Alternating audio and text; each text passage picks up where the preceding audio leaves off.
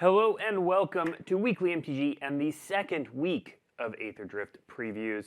I'm your host, Blake Rasmussen, and we have two fantastic guests with us today to show you a bunch of powerful cards. I'm going to let them introduce themselves. Go for it. Hi, I'm Jadine. I was the play design lead for the set, worked mostly on balance, trying to make sure the cards were about the right power level for both 60 card formats and 40 card formats, and also were useful and fun to play in both of those formats. All right. Awesome.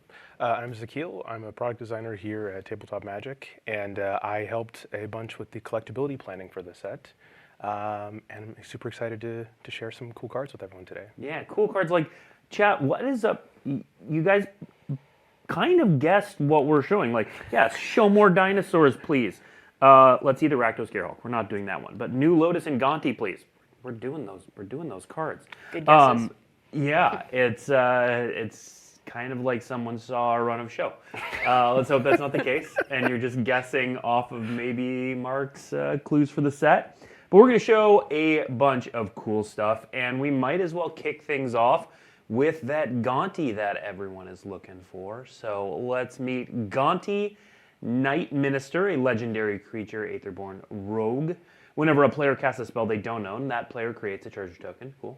Whenever a creature deals combat damage to one of your opponents, its controller looks at the top card of that opponent's library and exiles it face down. They may play that card for as long as it remains exiled. Mana of any type can be spent to cast a spell this way.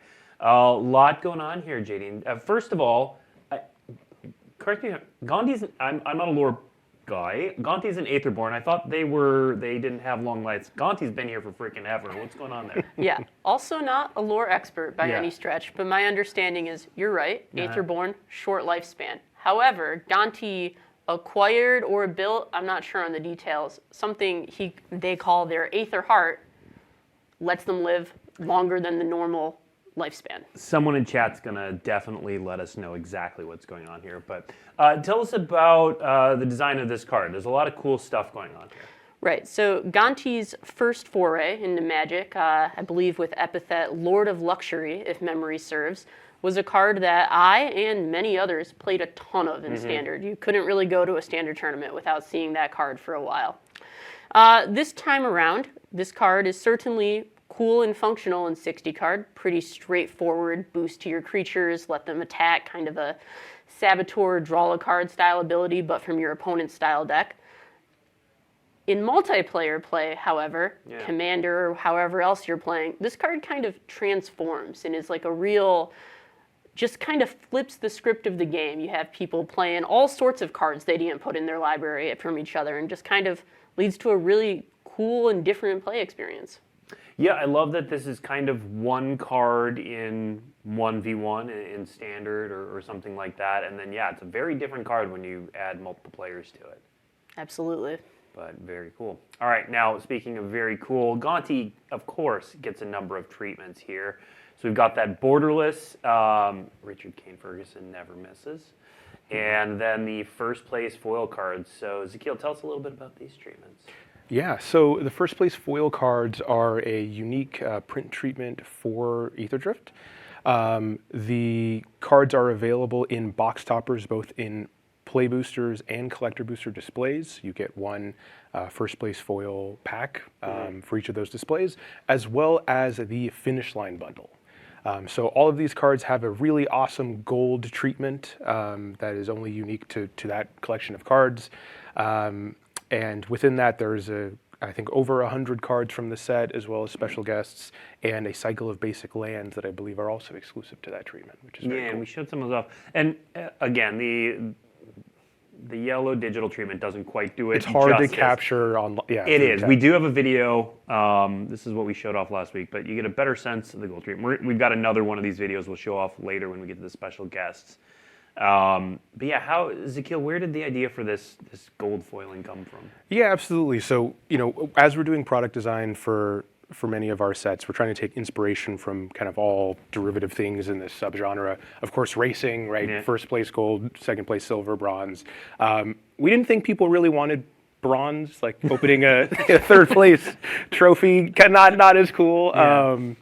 And box toppers are kind of just like an ever-present fan favorite product feature that we love bringing back. So being able to kind of take that theming and bring it into the set, via collectability is just an awesome thing. Yeah. All right, let's move on to our next card, which is just totally on the other end of the spectrum of creatures you're going to be playing here, because this one goes hard. Let's take a look at Burnout Bastronaut, a 1-mana, 1/1 Goblin Warrior with Menace and Start Your Engines. 2 mana, this creature gets +1/+0 until end of turn. Max speed, this creature has double strike. So, Jadine, how aggressive can we get? Is this about as aggressive as it gets? I think this is about as aggressive as it gets. You're really going to be bashing your opponent. So Start Your Engines posed kind of an interesting puzzle for play design, because here is a mechanic that is asking a pretty specific thing of you, and it is rewarding you. And it is somewhat parasitic in that if you play it with a bunch of Start Your Engines card, they're all going to be rewarded from the same thing. Yeah. So we have a clear opportunity to kind of make a bunch of cards that work together that you could play in a standard tournament, or whatever other kind of 60-card format you want to enjoy. So in trying to make sure that that deck works and is satisfying to play, the first question we asked is, what do you need? And for Start Your Engines, it's pretty obvious. You want to get going early, get your engine started, and you want kind of a way to consistently keep it going. Enter Menace. We're going to get through some attacks, keep chipping in a little bit. This card's just kind of the perfect, here's the start of your game. You're going to get there, and your other cards are going to get powered up. I particularly love the way the activated ability here to pump kind of transforms once you get there. It's so much more meaningful with double strike and gets really scary really fast. Yeah. Now, how do you, because obviously, like with Start Your Engines, you talked about being aggressive, and if you could have 1,000,000 1-mana cards with Start Your Engines, you would do that. So how did you all balance having aggressive cards that enabled Start Your Engines early while also making things not too aggressive? Yeah, so one of the main ways we can kind of control for that is to just think about where we are charging mana. So for instance, this card is a solid 1-drop, but if you really want to get the max out of this card, you're going to be having 2 extra mana laying around, or maybe 4, or maybe 6 to keep activating it. We need to ensure that there are proper incentives to kind of keep the curve of your deck higher. So you'll see more expensive cards that get rewarded if you played a cheaper thing to start your engines so that you can already have your engines fully up to speed when the time they come down. So stuff like that kind of helps us push the odds towards you'll play some 4 or 5 mana cards in your deck instead of just all 1-mana cards. Okay. All right, now let's move on to the booster fun treatments, and Zakeel, these are wild. Yeah, the treatments in this set are very cool. The Booster Fun team went really deep on here of the 2 styles in the set. This one is very, very stylized from what we normally do, as well as having a bespoke header, so the actual text is written out on the card to, again, just kind of have a unique take on almost this graffiti-style artwork. Yeah. And then as you go into the other ones, the first place foil version of both the regular frame and collectible treatment borderless card is also there. Yeah. Now, I know we're going to talk about this later when we talk about the special guests, but the Rude Rider cards definitely give me a Secret Lair sort of vibe. How much is the Secret Lair process influencing main set art depictions? Yeah, it's a great question. For this set specifically, we think that a lot of the effectively treatments that we came up with ended up kind of landing in that similar space. Sure. We are very intentional about the treatments that we select and do a lot of behind the scenes testing and kind of homework to figure out what it looks like on 1 card versus 100 cards. And many of the art directors within the studio, specifically on the Booster Fun team, may work on both Secret Lair and in collectible treatments for collector boosters and things. So very similar art style. This is easily something you could imagine in a Secret Lair drop. We're just happy to bring it in a booster product. Very cool. All right, Now let's move on to another one of the requests or predictions. I don't know if you all are psychic or what it is, but we got a dinosaur of dinosaurs here. Regal Imperiosaur, 1 green for a 5/4. I'm old enough to remember when that got you a 3/3. Creature dinosaur. Other dinosaurs you control get +1/+1. Clean, simple, Jadine. Tell us about this card. Absolutely. So kind of that backdrop of the race in Aetherdrift kind of gives us the opportunity to not just show a bunch of racing stuff, but also to kind of get a look into the different planes we see along the way. This card in particular is us kind of moving the camera a little bit further away from the race and just kind of taking a look in at Muruganda and the kind of stuff you might see there. We've never explored Muruganda a lot. The audience only knows a little bit about it that we've kind of hinted around the way, and we're kind of learning more in this set. The design of this card is also something that we get to do a little bit more now that standard rotation has changed and there's more cards to play with. Dinosaurs aren't a huge theme in Aetherdrift. There's only a few, and I believe this is the only synergy reward in the set for dinosaurs. But this hooks into so much more stuff in standard now. Yeah. If you enjoyed Lost Caverns of Ixalan, you can play this with your dinosaur cards there. And that's really cool. And this card is clean. Yeah. Well, I mean, speaking of clean, we've seen fans talking about recently, like, Rares and Mythics having more text or a lot more text to try to describe what they're doing. But Muruganda is known for vanilla creatures and having it's like a simpler time there. Did that let you flex the sort of different design muscle to make these sorts of clean cards? Yeah, absolutely. Like the set design team for Aetherdrift spent kind of a lot of time exploring what Muruganda could be if it was fleshed out in a more full fashion. It turns out that vanilla only is probably a little bit too narrow for us to get a lot out of. It was cool for a couple cards, but it would be really challenging to make a whole set where that was a major theme at any point in the future.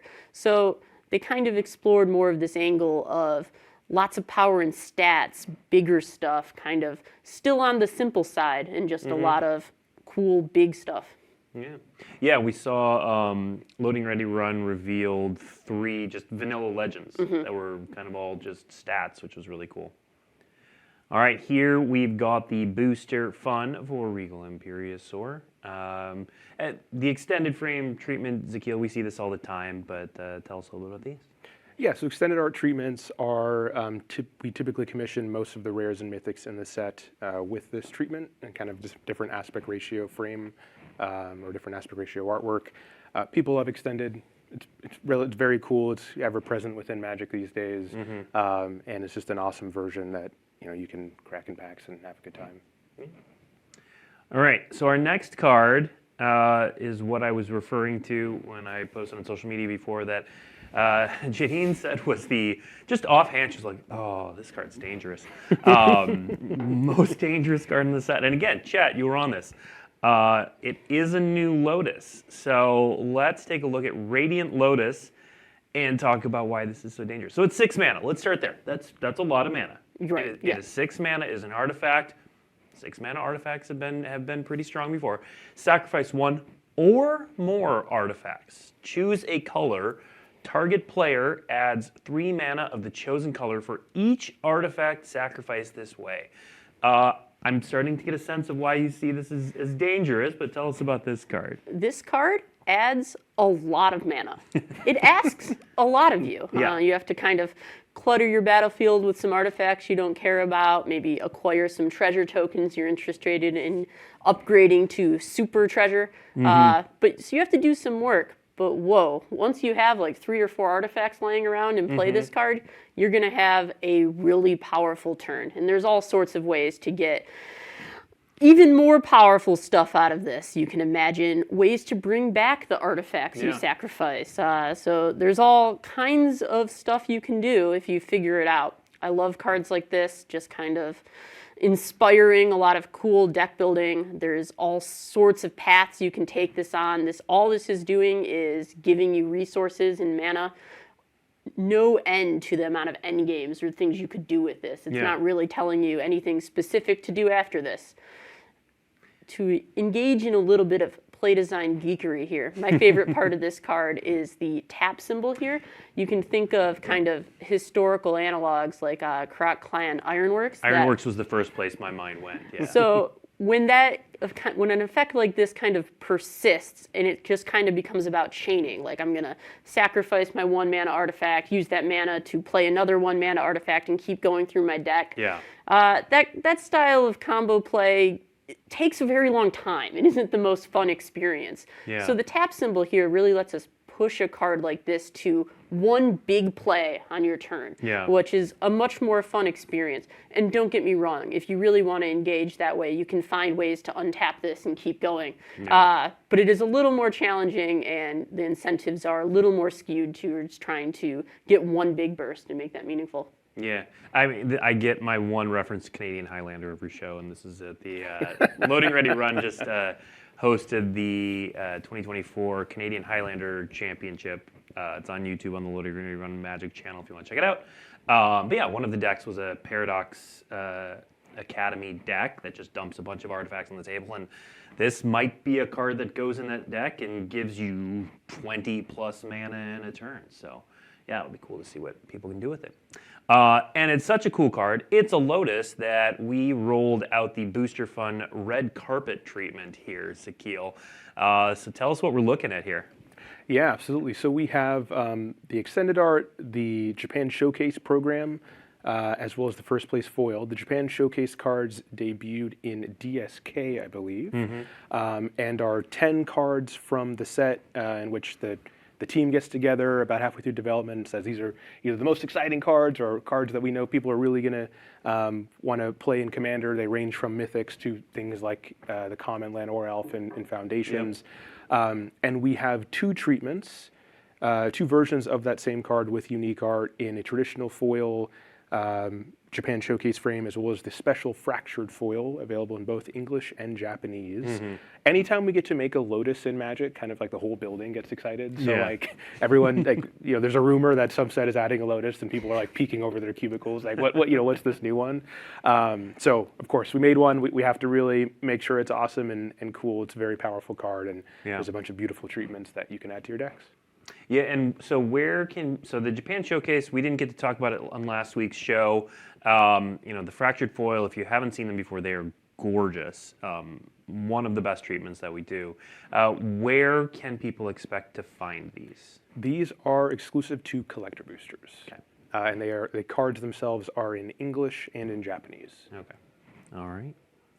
Next up, we are going to move on to some promos. So these are promos that you can get for playing at your local game store. We do kind of this cycle every set where they are uncommons that are generally on the more powerful side and that Play Design and company think can see some play. So these are always kind of, they're a good sort of measure of like, what does Play Design think is happening in this set at the uncommon level. So let's take a look at these. You may have already seen Voyage Home. We've got Tune Up, a kind of zombify variant for artifacts.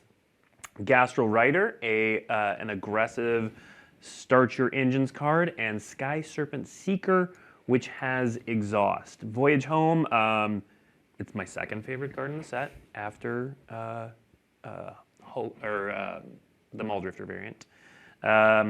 But we're going to talk about, there's the promo versions. Those are the ones you can get at your local game store. But let's talk about each of these individually, Jadine. So let's start with Tune Up. This is an effect we've seen before, but it seems pretty strong in that Vehicle Rider is interesting. Yeah, absolutely. I believe this card showed up a while back reanimating God Pharaoh's Gift without the Vehicle Rider. Refurbish. Refurbish. So certainly 4-mana reanimate effects can be powerful in Standard when they have kind of the right tools. This card leans towards vehicles. You have a vehicle that costs a lot of mana, is easy to get in your graveyard. That might be a powerful combination. But you can use this without vehicles. If 6 mana is a little too steep for your Lotus, you could find a way to use this to put it into play. Definitely something that could show up. Well, and I think you all have maybe seeded some combos here. There's the legendary vehicle with cycling. Right. The cycling costs 3 mana. This costs 4 mana. You see what we're thinking. I see what you're thinking. I see what you're thinking. And some people are going to already start brewing that. All right. Next up, we've got Gastral Rider. All right. 2 and a black for a vampire rogue with starter engines. 2/1. This creature enters, target opponent reveals their hand. You choose an instant or sorcery card from it. That player discards that card. Max speed. This creature gets +1/+1 and has menace. This seems like a pretty strong disruptive card. Absolutely. So yeah, this card, without max speed, I think is a potential include in standard decks. Sin Collector was a pretty reasonable card back in its day. This is pretty close. But you get full value from this in a max speed deck. And this is just kind of one of our attempts to make sure kind of these decks that are pretty insular and need specific stuff kind of have a wide range of options in the set where we're going to print Start Your Engines cards. Yeah. And this is kind of, to our earlier conversation, another thing kind of pointing towards, hey, you don't have to be super aggressive. You can play more expensive stuff. We'll give you some disruption along the way. Here's your 3-drop that'll kind of help you extend the game a little bit in your pretty aggressive strategy. Yeah, I like that there's kind of this suite of black creatures that are disruptive. Early on, you've got the bat, whose name escapes me right now, the 1/1 with lifelink. Deep Cavern Bat. Deep Cavern Bat, thank you. I just keep going to Mesmeric Fiend because I'm old. But yeah, this into that into this seems like a pretty powerful 1-2 punch. The bat is certainly good at getting through to keep your speed developing. Exactly. All right. Next, let's see Sky Serpent Seeker. Green and a blue for a 1/1 flying Death Touch snake. Good stuff there already. Exhaust for 4. Reveal cards from the top of your library until you reveal 2 land cards. Put those land cards into the battlefield tapped and the rest on the bottom of your library in a random order. Put a +1/+1 counter on this creature. There's a lot of utility going on here. Yeah, absolutely. 2 mana 1/1s with flying and Death Touch have a bit of a pedigree in Magic. It's not a combination we use a ton, and they're often pretty relevant, especially when they give you some additional power, just a very effective roadblock for basically any creature. Can certainly imagine seeing this in some kind of ramp strategy. If you find some exhaust synergies, it's also serving double duty as the limited signpost for green-blue in the set, which is about exhaust and going big. And this is both something with exhaust and a way to get the mana to pay for the rest of your exhaust abilities. Yeah. I'm picturing this with the uncommon that lets you exhaust twice in a turn. That seems kind of good. Someone's going to do it. I'm going to do it. Going to do it. Making it my mission. All right, and now my second favorite card in the set, because it says draw cards. Here we are in the year of our Urza 2025, and we have a card that says Affinity for Artifacts, Jadine. Absolutely. I mean, Aetherdrift was a perfect time to deploy it. We've got all sorts of artifacts running around, lots of vehicles, pretty easy in limited format to get this to cost pretty not that much mana, and certainly in constructed formats you can be casting this for 2 mana when everything is going right. Yeah. Very powerful effect. Now, we've seen a similar effect with Thoughtcast, 4 and a blue. How often during playtesting did the casting cost change on this one? Kind of a lot. More than most cards. Any kind of cost reduction mechanic is a little trickier for us, and the mana costs change more just because each mana means less. So normally in development, we kind of know if a card, we put it at 3, it probably doesn't cost more than 4 in reality, or less than 2. We get pretty close. You throw something like Affinity on it, and all of a sudden our initial error bars go a lot, and it kind of takes a lot more maneuvering. Yeah. There's a good question in chat. We should talk a little bit about this card. Was this card ever an instant? It was an instant at some point. Absolutely. And then cooler heads prevailed. One of the reasons this is my second favorite card in the set is there is sort of a, we'll call it a tier C, tier B-ish sort of blue-white artifacts deck that's been floating around in standard for a bit. There's a lot of good tools there. And this could be a thing that helps that deck like get across the finish line, pun intended. Absolutely. Definitely was a deck we were thinking about during Aetherdrift, and there's a few tools in the set that deck might be interested in. Cool. All right, so that's everything we have from the main set, but we saved the special stuff for now. So we're going to go through special guests. We're going to talk about all the special guests, every special guest that is in the set. We'll go over the ones that we already reviewed first, and then we'll go through the new ones. But before we do that, Zakeel, special guests are always special, but there is something a little extra special about these, right? Yeah, absolutely. So all of the special guests in Aetherdrift are done by the Secret Lair team. So I was mentioning earlier, as we're doing kind of product design brainstorms for the set, we try to think of all of the awesome concepts that are really emblematic of the genre that we're building towards. And one of the things that kept coming up throughout different expressions of art is how do you encapsulate hot rod culture, and how do you encapsulate, more traditional Formula One hyper racing kind of culture. And the best answer that we had for that was Secret Lair. So the Secret Lair team was very gracious in helping the set out and made some really beautiful, awesome cards. Cool. Well, let's take a look first at three of them that we've already seen. So Lord of the Undead, Chandra's Ignition, and Chrome Mox. Yeah, absolutely. So part of the design goal when we're selecting these is to both find moments that are great tie-ins for players based on the themes within the set mechanically. So Lord of the Undead tying into the small zombie theme that connects with the main set as well as the commander deck. Yep. Chandra's Ignition being an awesome moment. Of course, Chandra's in the set, very powerful card. And then Chrome Mox just being awesome. The art style of Chrome Mox is, again, kind of done in this hot rod style. You can imagine that, often, I guess, like essentially on like lowrider style street art that exists. Chrome Mox is quite spicy. Anytime we get to print this card, we're very excited. Yeah. Well, I like that even the flavor text in it calls back a little bit to the original inventions. Right. And Chrome Mox definitely has its place among those powerful artifacts. All right, so let's take a look at some new ones, and the art on these are wild. Just what we've come to expect from the Secret Lair team. Let's see, Cavalier of Dawn. Yep, that is just wild. I love seeing this new take on it. Zakeel, tell us about this. Yeah, so the artwork for this is very tarot-inspired. Cavalier of Dawn, a creature that effectively functions with artifact-themed decks. You can put this in any white deck, effectively in Commander. If you're excited about any of the themes and you're building your decks from the set. So just an awesome mythic, and one that we expect, if you open this in limited, it's probably also quite good. You should probably take it. Yeah, you should definitely take it. To answer the question in chat, this is not a full cycle. There is not a full cycle of the Cavaliers on this special guest list. This Correct. is just one that works really well with the set and has some real sweet art. All right, next up, speaking of Thoughtcast, it's Thoughtcast.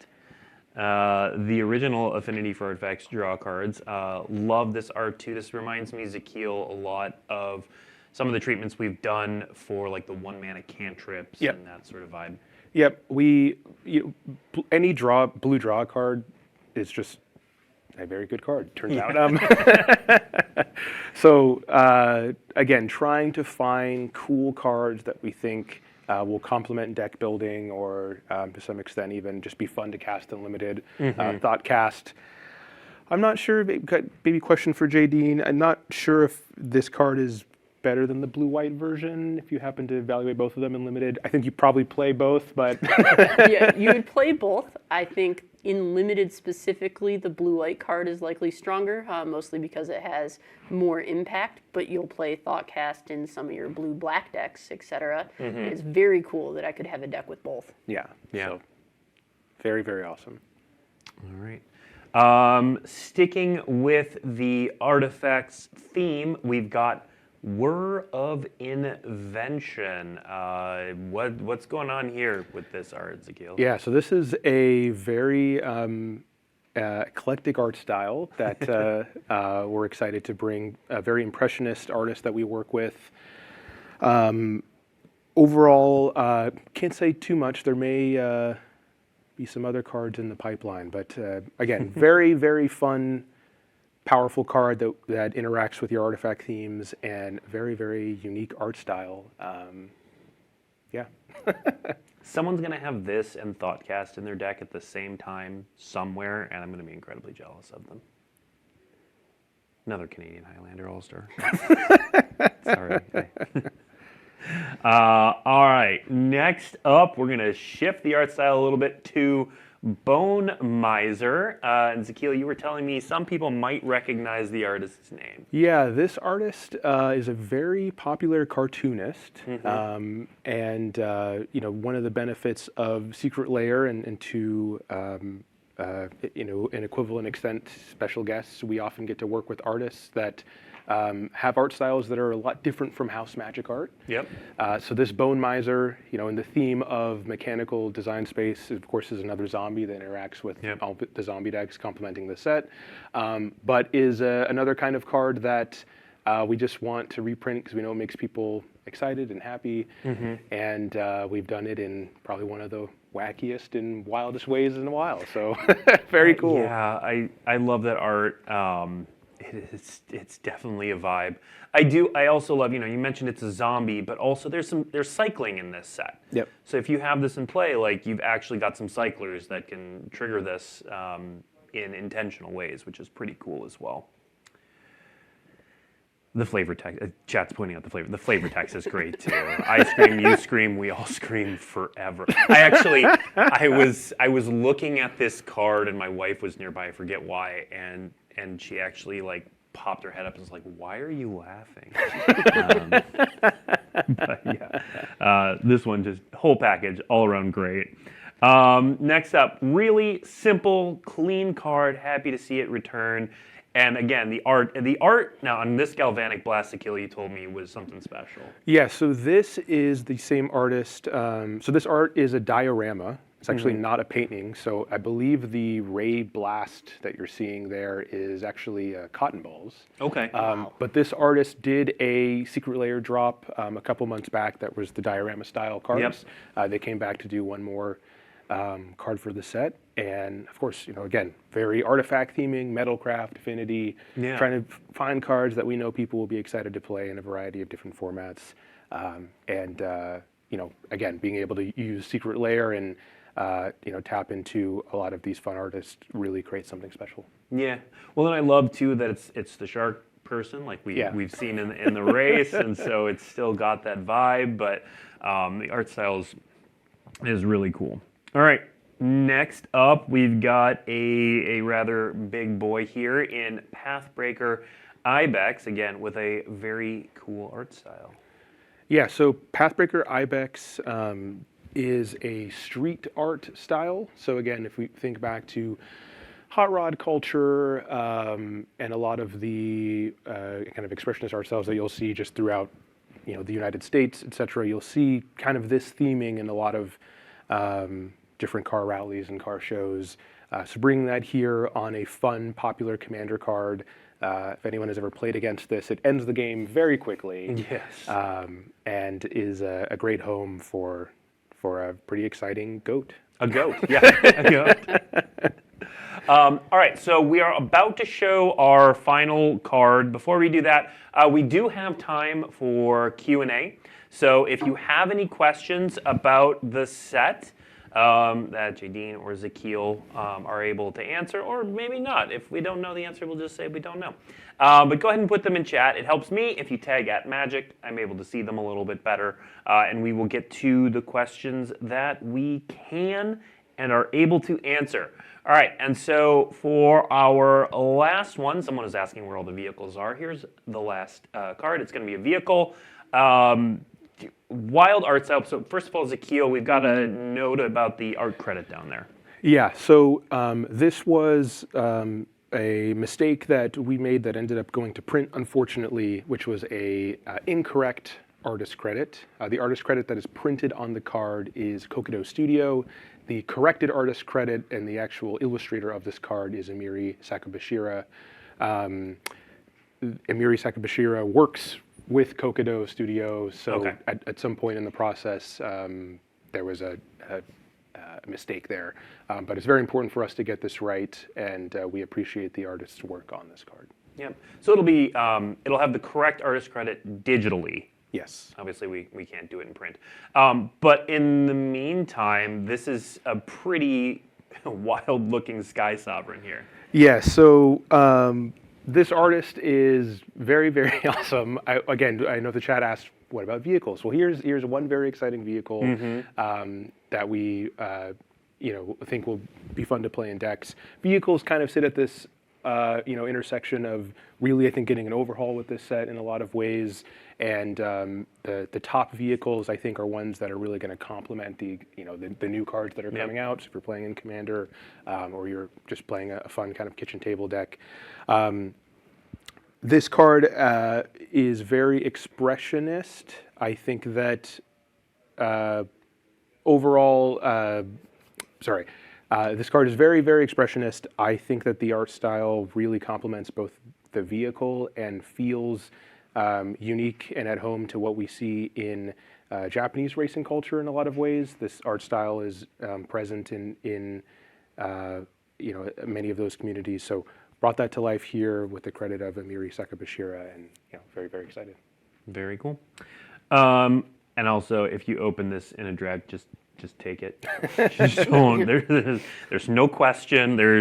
I'm looking at the list of other special. I mean, you won't open 2 special guests on the thing, but there may be not another card in the set that you would take over this. Maybe, I don't know. I haven't drafted the set, but this card is good. All right, now let's see all 10 of the special guests together for people who take their screenshots and want to just use that. And you can see the cool art styles. And Zakeel, you mentioned these also come in the first place foiling. Yep. So you can get the normal non-foil special guests in play boosters, foil special guests in collector boosters, and then the first place foil special guests in box toppers of either play and collector displays or the finish line bundle. Yeah, and we've got another video that we can show here again to do these justice. There's that Chrome Mox. Yeah, that Chrome Mox. I mean, the other two look good as well, but that Chrome Mox really... Sweet card. It looks real good. Yeah. All right. Okay, let's jump into Q&A. We've got some good questions lined up here. And the first one is, will we get the official looks at the first place treatment effect? Yes, we will. We just did. Yay. Okay. So this one's probably for Jadine. Curious to know how you arrived at the gods in the set, specifically going with Simic and Orzhov and bringing back Hazoret.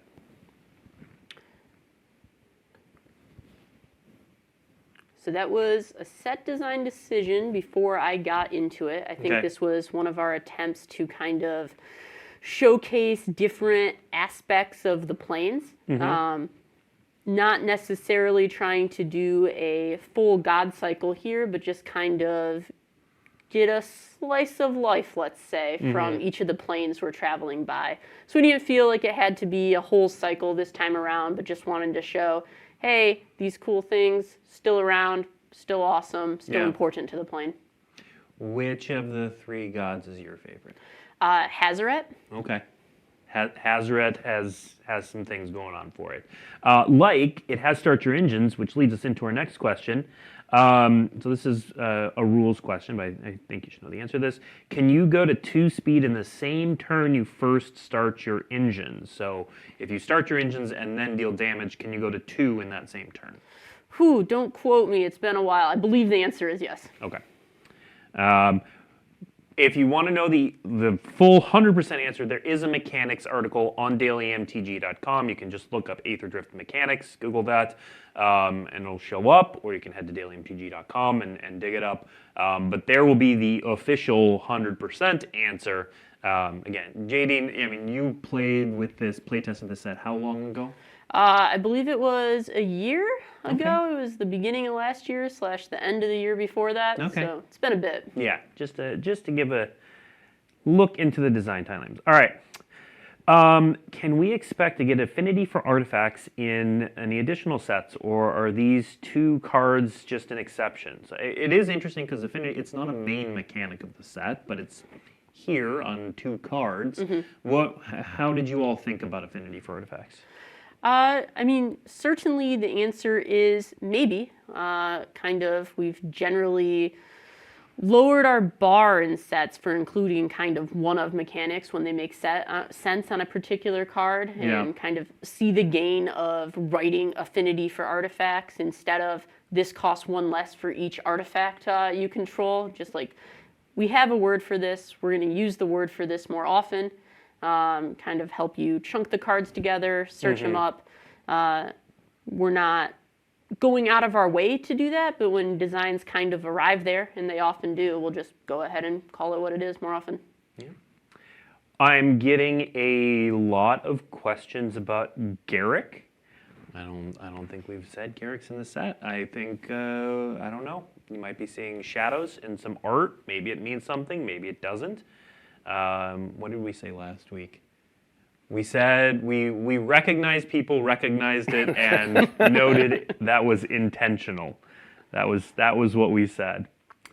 All right. Is Galvanic Blast too strong a card for Standard these days? Not super clear to me. Kind of too strong is not a particularly useful way of thinking about things from a play design perspective. We could print lots of things in Standard, and what we think about the most is kind of the incentives going around, what kind of play pattern it would inspire, and if we would have fun with it. Removal is one of the most important ways of kind of shaping the cards that are playable in an environment. Lately, removal effects like Galvanic Blast that kind of upgrade when you have stuff going on for you and it's kind of better from ahead is kind of falling out of favor just in terms of the play patterns that are going on. So I would say we're unlikely to print something like Galvanic Blast in the future, but I wouldn't say it's clearly too strong for Standard. Okay.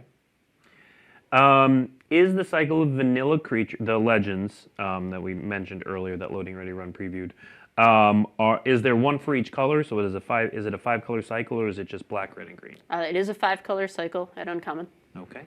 Watch for the other 2. Next one. Let's see. What can we answer?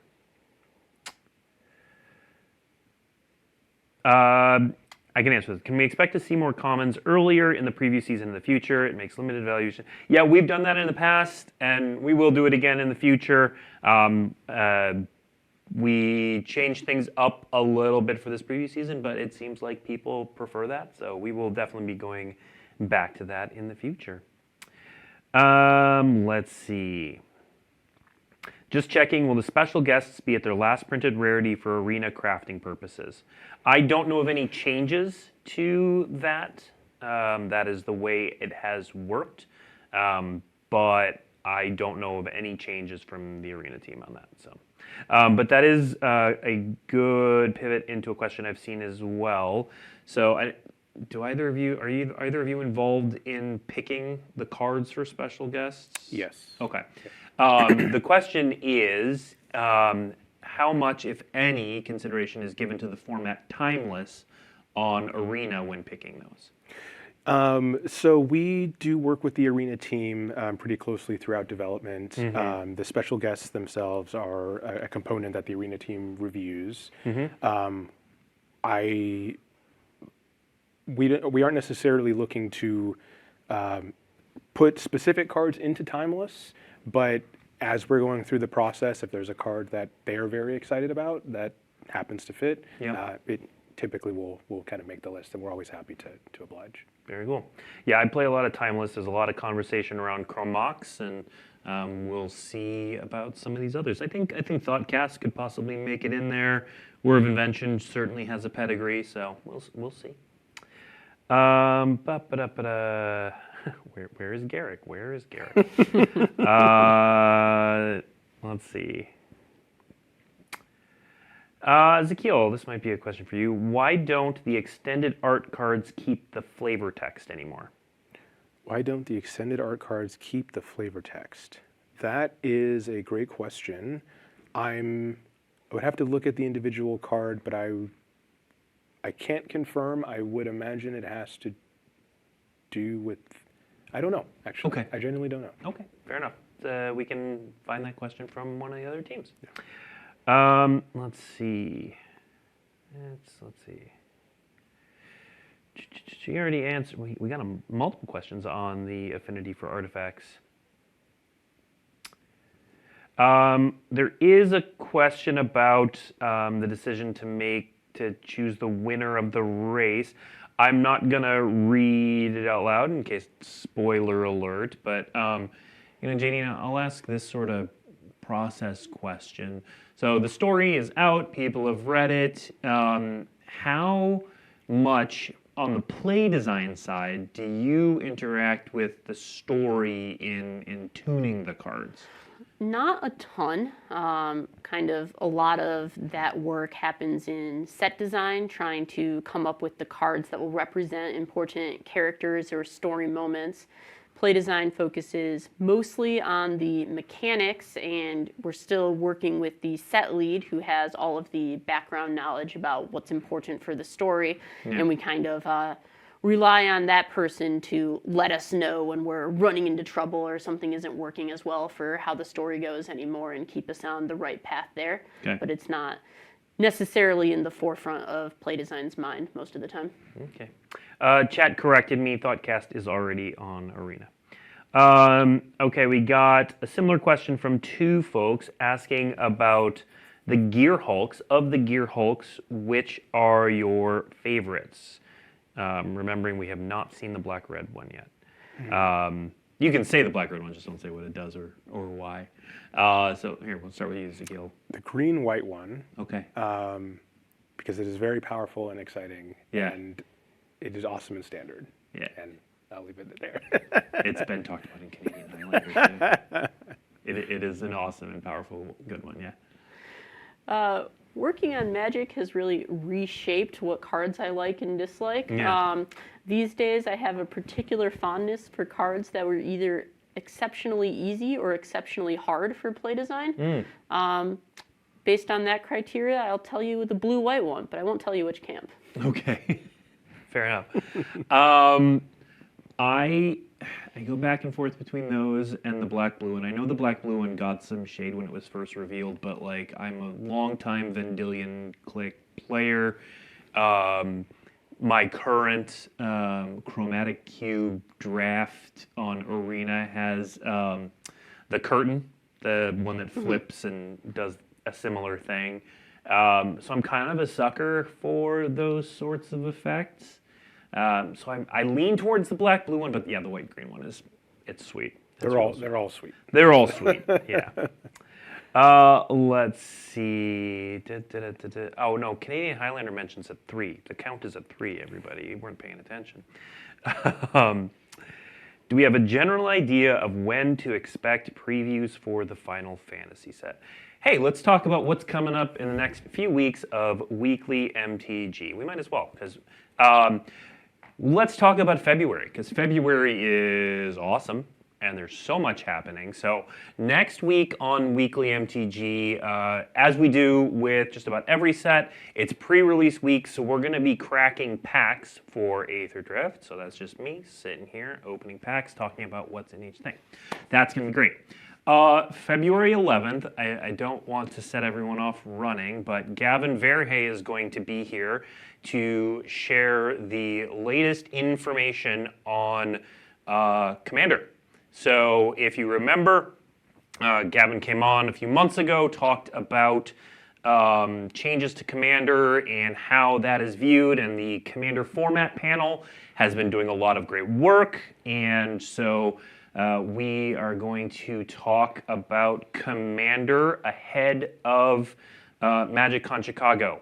Now, to set the stage before everyone goes on, we're not announcing any bans or unbans at that time. No bans, no unbans. That's not what the February 11th announcement discussion is. I don't want to set everybody off running and scrambling on that, but we are going to talk about a lot of what the Commander format panel has been working on. So that is coming February 11th. Gavin will be here. We'll talk about it. And then it's just the month of Zakeel and Gavin, because Zakeel will be back on the show on February 18th along with Gavin, where we will have the first look at Final Fantasy before MagicCon Chicago. Yeah, I know. This is very exciting. Zakeel may be, you all may be excited for the Final Fantasy set. No one is more excited than Zakeel. No one on the planet. So he and Gavin are going to be here. They're going to talk about some cards and some some amazing art, and it's the whole package on February 18th. We'll be off the week after that because we'll be coming back for MagicCon Chicago. But of course, MagicCon Chicago will have its own preview panel, and we're going to focus a lot on dragons and some upcoming sets. And there's going to be a ton of sweet stuff at MagicCon Chicago. So February is a huge month. So tune back in for all of that. All right. I think now we're only probably going to get questions about everything I just said. So we will call it. No, you know what? There is another good question, actually, about Aetherdrift. A great design question for Jadine. So, did Aetherdrift intentionally avoid designing colorless vehicles? Certainly, we prioritized colored vehicles, and kind of just, in general these days, respect the danger of colorless artifacts when they are strong, vehicle or not, just lots of ubiquity and less fun formats. So try to put more PowerPoints into colored vehicles. There's a lot of them. I couldn't off the top of my head tell you that there are definitely 0 colorless vehicles in the set, but there are certainly a lot of not colorless vehicles. Yeah. All right. Cool. All right. We are going to leave it at that. Thank you for tuning in. Aetherdrift previews continue this week. They'll be done by this Friday when the full card image gallery will go up, followed by the pre-release 1 week later, followed by the global release a week after that. As I said, WeeklyMTG will be back next week. It'll just be me here opening packs, but we're going to open a bunch of Aetherdrift stuff, and it's going to be awesome. We'll get a look at a live look at those first place gold foils, so you can see those as well in addition to the videos we showed today. So thank you for tuning in, and we'll see you next week.